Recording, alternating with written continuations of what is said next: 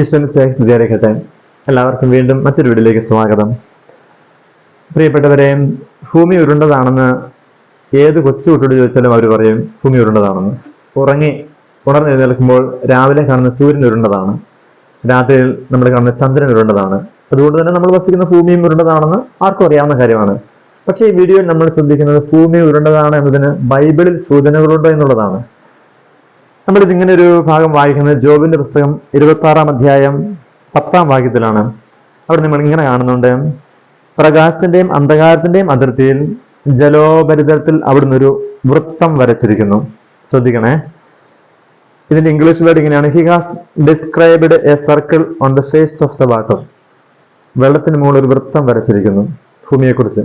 2 പത്രോസ് 3:6 നമ്മൾ വായിക്കുന്നുണ്ട് ഭൂമിയെ അവിടുന്ന് വെള്ളത്തിലും ഉറപ്പിച്ചിരിക്കുന്നു.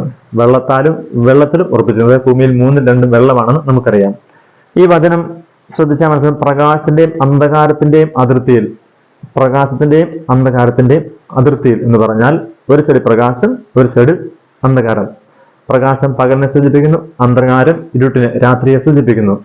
ഭൂമിയിൽ എപ്പോഴും അങ്ങനെയാണ്. അമേരിക്ക, അവിടെ പ്രകാശം പകലാണെങ്കിൽ ഇന്ത്യയിൽ രാത്രിയാണ്. ഇതിന്റെ അതിർത്തിയിൽ ജലോപരിതലത്തിൽ ഒരു വൃത്തം വരച്ചിരിക്കുന്നു. ഇതൊരു സൂചനയാണ്.